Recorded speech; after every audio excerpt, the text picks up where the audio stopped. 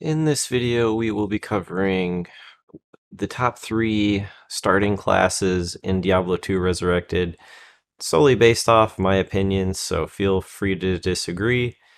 You can definitely make it through the game with any character fairly easily and normal. By top 3, I'm going off of who has the most in-game potential and farming potential when you're starting from scratch. So let's just jump right into it. Alright, starting off, in no particular order, we have the Paladin, for obvious reasons, and the Sorceress coming up next, and also the Druid. And I will go through and rank them on different stats and everything. We'll break it down a little bit. So that's not, the Paladin's not number 1, Sorceress number 2. So here we... And disregard this black space on the edges. It's there for me to have space to display graphics, skills, and items. So here we go. Okay, so the Paladin. Leveling-wise, it's going to be a little bit slower than the Sorceress or the Druid. The end game payout will be significantly higher. Your farming speed will be slower than the Sorceress, but on par with the Druid once you get to around Hell. And it will surpass the Druid eventually. So the only drawback with the Paladin is your leveling speed is going to be slower than the other two. So let's just jump into some of the leveling skills and items that you'll want to look for as a Paladin, and then we'll talk about transitioning into an end-game viable farming build. Here's your 3 leveling options to choose from. You've got Holy Fire, Holy Freeze, Holy Shock. After going through them all, I personally would recommend you don't get Holy Fire. The damage, as you can see here, is significantly lower than the other two, and there's an argument to be made when picking between Holy Freeze and Holy Shock. Holy Freeze, you'll have a little bit more average damage. Holy Shock, you'll have higher potential damage output, but Holy Freeze has the added benefit of slowing your enemies. So really up to you between the two of those that you choose from. If you go Holy Shock, there's a nice rune word you can get that will buff it. Check out my last video if you're interested in finding that rune word. And let me show you also at the higher end, when you max out the synergies for those skills, Holy Shock and Holy Freeze still are superior to Holy Fire. So now we will go into transitioning to an in-game farming build. And you should probably stay in either Holy Freeze or Holy Shock until you get to around middle of Nightmare. Early Nightmare, middle Nightmare. Then if you want to transition to Hammered In, it's really up to you whenever you want to do it. You'll just need the following items really to make it as successful as it can be. So let's cover those next. So you're going to want to farm normal cows, looking for a broadsword. It doesn't matter whether it's socketed or not. You can turn this into Larzuk in Act 5 for your socket quest reward. It will get 4 sockets. Just to make absolute sure that you got the broadsword from cows, otherwise the item level potentially could be too low to receive the 4 full sockets. Then you will want to socket it with the rune word Spirit, and this will give you a lot of cast rate and +2 all skills, which will really help maximize your hammers. Then what you want to do for a shield, if you happen to get a 4-socketed shield, which only Paladins have access to this early in the game, otherwise you'll have to wait till you're able to get elite versions of a couple different shields, which will be much later in the game. you could either find a Paladin shield, and if you have another Larzuk reward you have access to, whether it's from a friend or another character, you could 4-socket that and also create a Spirit runeward shield, which will be your two basically end-game items until you get access to much higher runewords later on in the game.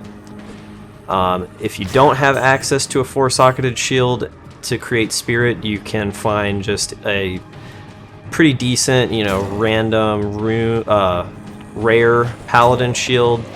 These oftentimes have plus to skills or just good defensive stats like resists, block chance, block rate, recovery, etc. So that's going to be your main gear.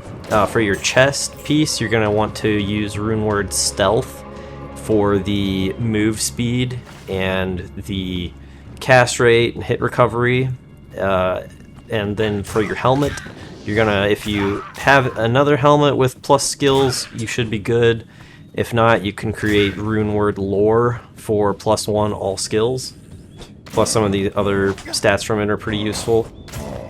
And then the rest of your gear, just use whatever you can find. If you can get some good move speed boots, that will help you out a lot. You're going to basically just be running around at high speed with vigor in between casting hammers, since you won't have access to teleport. And once you get to Hell, you're going to want to start farming the pits. And you'll farm here until you get up enough gear to progress further in the game, and you'll just MF here for a while. Once you're strong enough, you'll continue on and MF in typical fashion. Alright, and now on to the build. Your main skill is going to be Blessed Hammer. You're going to run around. For those of you that don't know, you can hold down Shift and then left click. This will prevent you from moving, so you can cast spells or attack without moving to where your mouse is. So this will be how you will cast hammers. And now we'll cover the synergies and the aura that you'll be using with hammers that give them their massive damage potential. So you're going to max out both of the synergies for hammers. These are Blessed Aim as well as Vigor. You can see here this is the hammer's damage with all of the synergies maxed out, and then you are going to run Concentration Aura on top of Blessed Hammer, which will further increase its damage. And as a side note, this was unintended in the first patch where this happened. It was a bug. It just became so popular that basically it was never fixed. And if there is a class that can be considered, or a build considered overpowered in Diablo 2, it would be the Hammerdin. But this is once you're fully geared with Enigma, Hoto, etc. So it's still very solid, even with this sort of hobo setup. So it'll put you in a good position to farm Hell. And what makes the Hammerdin so strong is that once you're fully geared, your hammers can do around 15k, that's right, 15,000 damage a piece. They swirl around you, just hitting multiple enemies repeatedly, and there's almost nothing in the game that's magic immune, and the magic immune pack on Bale you can kill with holy bolts because they are undead. So almost nothing slows you down. You just burn through everything. You have high mobility, high survivability with holy shield, and max block rate. So really, the Hammerdin is in a bit of a league of its own. So now we will move on to the next class we're going to talk about, which is the Elemental Druid. Hello, my friend. Stay a while and listen. Alright, so this is going to be an introductory guide to the Elemental Druid, and there is a beginning build as well as an end-game build that you can use because they introduce the ability to respec characters, redo your stat points somewhat recently in the life of the game. And so right now I just finished grinding out level 30 in the beta so that I could unlock all the skills to showcase them.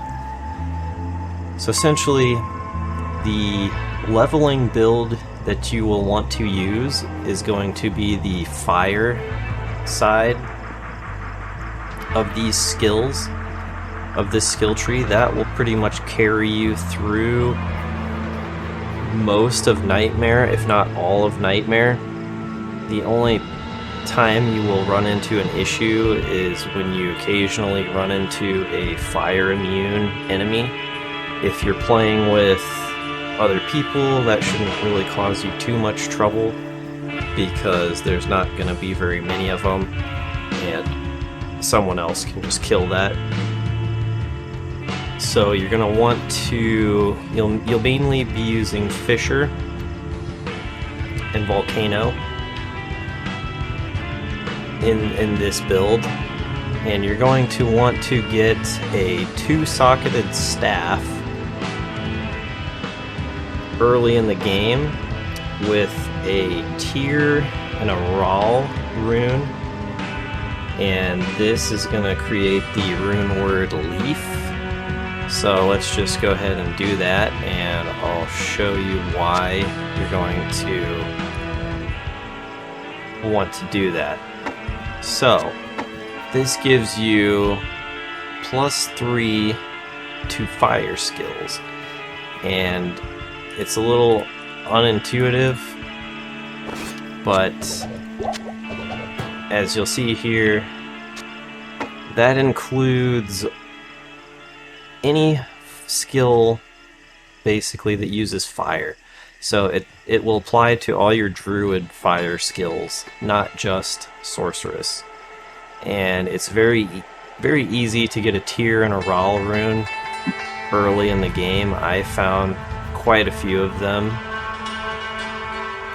in my playthrough on the beta, and I don't know if any drop rates have been changed in the beta or not, but I found a lot of them. I could make a few more of these staffs if I wanted to. That probably the most difficult thing to find will be a 2-socketed staff, but I was able to just buy one off of Akara for about 9,000 gold. And the end game build that you will want to use is the Windy Druid, and that is going to be this side of the skill tree. And the reason that the Windy Druid is so strong, especially late game, is because Cyclone Armor, when you have all of these skills maxed out, will absorb pretty much all the elemental damage that you might take. And it makes you surprisingly tanky because you will have a hurricane spinning around you, and this is going to slow everyone down because it does cold damage. And then you have a mixture of cold and physical damage between Hurricane, Tornado, and Twister. And Tornado is going to be your main casting damage spell, whereas Twister, usually I'll have Twister assigned to my left click and Tornado to my right click, and you can just spam both skills because Twister has a mini stun on it, which when combined with your slow from Hurricane, it's going to make it really hard for enemies to get close to you. And oftentimes people will invest just a couple of points because you can spend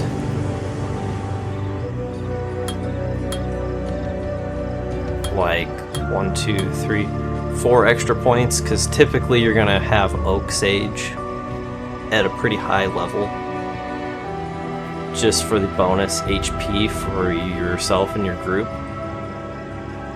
And even just getting 1 point into Summon Grizzly towards the end of the game when you have a lot of plus all skills gear, your Grizzly Bear will still have a couple thousand HP.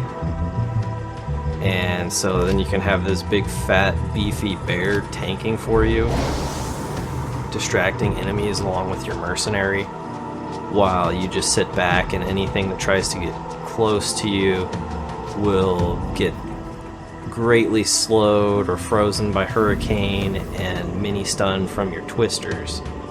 So all of that combined makes it very hard for anything to really get through and damage you.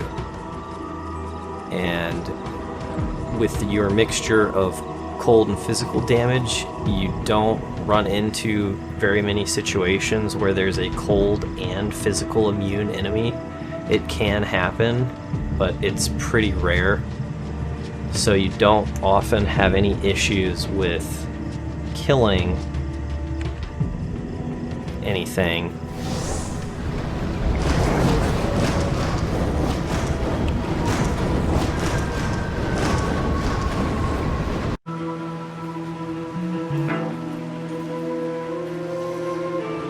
And with the fire skills, you will mostly be using Armageddon. You'll just cast that and run around. It'll just blow up stuff around you. It will gain bonus duration from Fisher. You can see here the bonuses. Hurricane also gets quite a large duration boost from Cyclone Armor, so you can get it up to where it will last for a minute or so, which is a pretty good lengthy amount of time. You don't have to recast it too often. And the strength of the fire build is that it starts to scale very quickly, whereas the Windy Druid, you don't even get your first damaging spell that you're going to use until level 24. So Arctic Blast is pretty weak, and you never are going to put more than 1 point into it. So when you're trying to level as a Windy Druid, you're going to have a difficult time. You're going to be getting carried by your party, and you're not really going to start to see good returns from your build until you get to probably like mid-30s or higher. Probably higher than that, maybe like 40s or 50s is when it's going to really start to pick up, when you've got some good duration on your Hurricane and you can spam Tornado. Whereas the fire side of the tree is going to be a little bit more mana efficient early in the game, because you get a lot of duration from the skills. So Firestorm can be good single target damage at the higher levels. It does have a bit of a cooldown though, but it does do some pretty good damage per second. Molten Boulder, it's kind of hard to aim but if you roll it down a hallway, it's going to kill pretty much everything in the hallway. But the great thing about the fire skills is how long they last. So you can see here, this lasts for 5 or 10 seconds, and it's just going to keep killing everything. Oh, sorry, 1.6 seconds. It seemed like longer than that. And with Volcano, you'll see it also has some pretty good duration on it. So you can switch back and forth between casting these skills.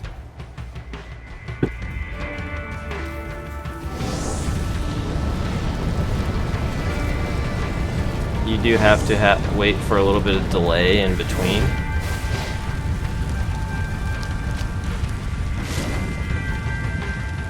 But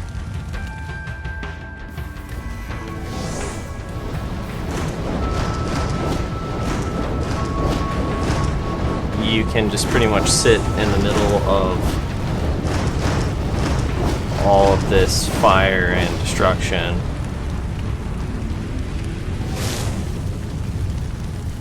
And anything that tries to come close to you is just going to get blown up.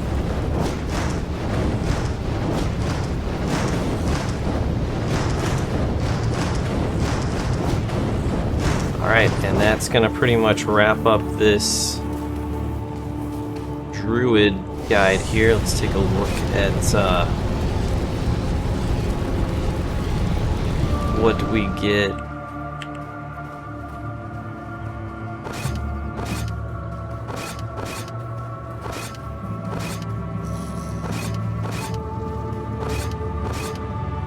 See how big of a damage difference having this staff, those 3 extra levels make, because all the synergies also gain from those plus to skills. So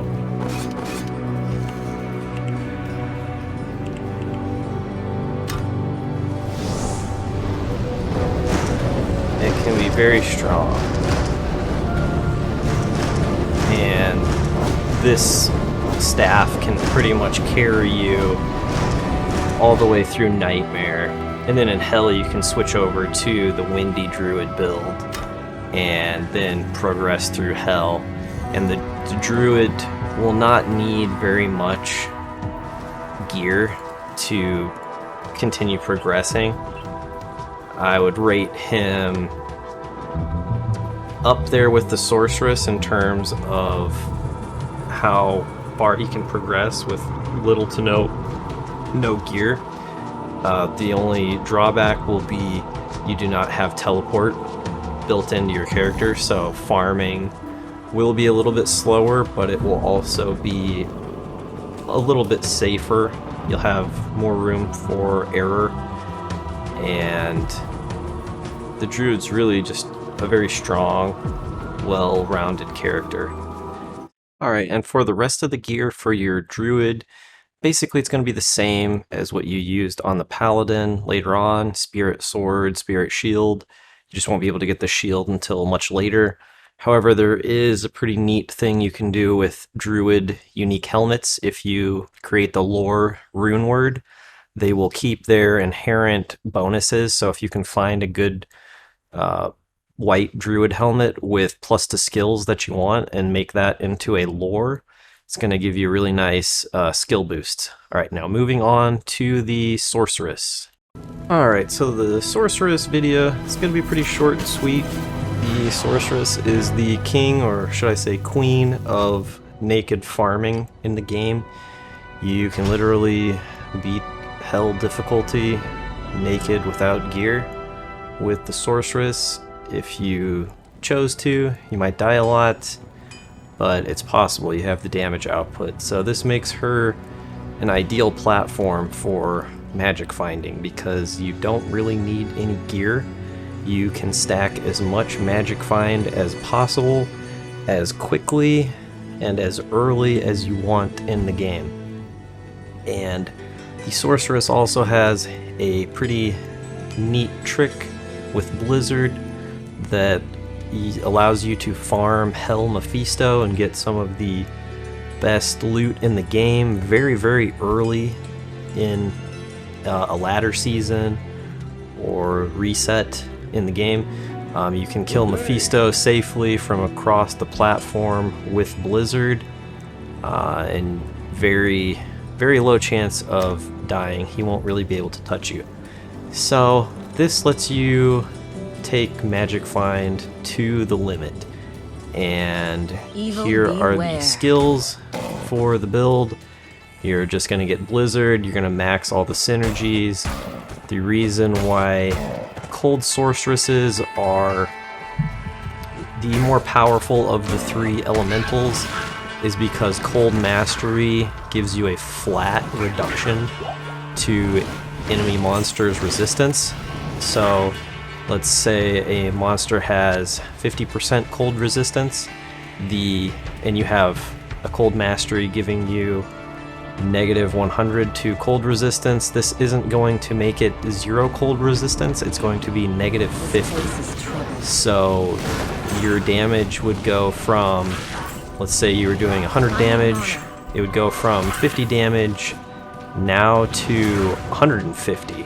So this is a 3-fold increase in your damage, whereas the other masteries only give you a percentage increase to the damage output, and this is before the resistances come into play. So once you math it out, Cold Sorceresses will do significantly more damage. Also, the ability to slow, freeze, and shatter enemies is by far the best elemental effect. The only drawback with the Blizzard Sorceress is that you have to so heavily invest into all the synergies to get the maximum damage output. You will have a very low fireball if you choose to level that to be able to deal with cold immune enemies, so it might take you a while to kill them. You also have the option to just ignore them and teleport away, because more or less your main goal is going to be farming Mephisto.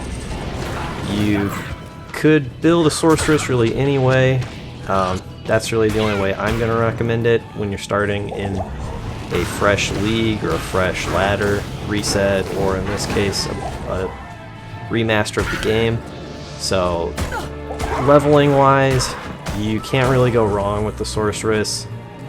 Pretty much any spell that you want to level, you level that, and the synergies, they all kind of synergize with each other, so you should be fine in terms of leveling. But once you get to Hell, your goal is going to be farming Mephisto by teleporting to him and killing him in the aforementioned manner.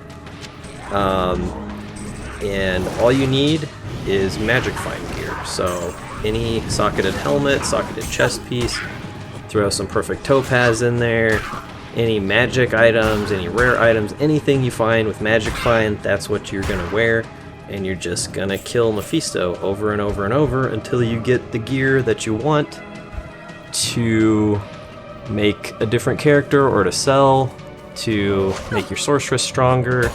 Once you have enough gear that you don't really need to Magic Find anymore, you can build a endgame Sorceress. You could use Frozen Orb and still have a pretty decent fireball. Gives a little more flexibility, doesn't do as much damage as Blizzard, but still very strong, very, very fun skill to use. Static Shock is going to be your main boss killing move otherwise, because it reduces their health by a percentage, and so you can really just nuke them down and then finish them off. And that's pretty much it for the Sorceress. Very, very straightforward, very basic. She's probably the best class in terms of just finding loot early in the game. So if that's what you want to do, then this is the class for you. If you want to make a character you can, really push to 99, I'd probably go for a Hammered In. or even a druid. If you're playing hardcore, I probably wouldn't recommend doing this method with the sorceress. You will most likely die. The druid is probably going to have the most survivability once you get your bear and your mercenary up. The paladin has the most in-game potential, but all three will be very strong at any point in the game. In terms of PvP, they're all three pretty strong. So these are going to be my 3 recommendations, guys. Hope you enjoyed this video, and thanks for watching. And remember to give them the D.